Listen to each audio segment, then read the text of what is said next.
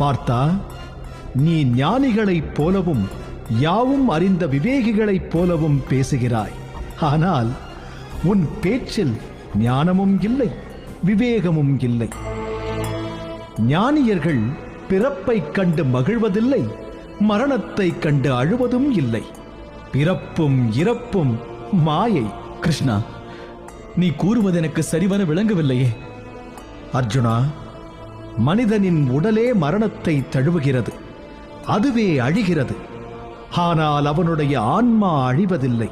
மனிதன் குழந்தையாக பிறக்கிறான், வாலிபனாகிறான், முதுமை அடைகிறான், இறுதியில் மரணத்தை தழுவுகிறான். அந்த மரணம் அவனுடைய உடலுக்கு மட்டுமே, ஆன்மாவிற்கு அல்ல.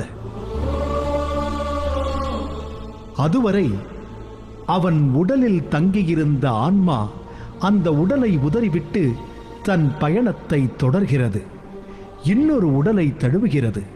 மனிதன் மீண்டும் பிறக்கிறான்.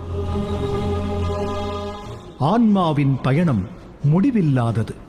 அது உடல்தோறும் பயணித்துக் கொண்டே இருக்கிறது. நாம் எப்படி பழைய ஆடையை களைந்து புத்தாடை அணிகிறோமோ, அப்படியே ஆன்மாவும் ஒரு உடலை துறந்து மற்றொரு உடலை தழுவுகிறது.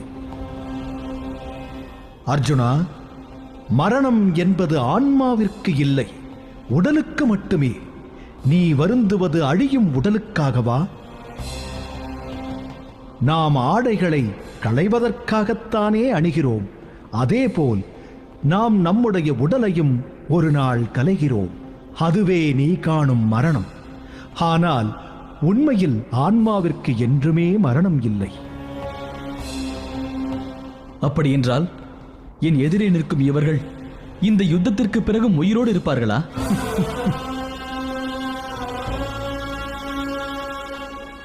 ஒரு காலத்தில் நான் இல்லாமல் இருந்து பின்னொரு காலத்தில் உண்டானேன் என்பது மாயை.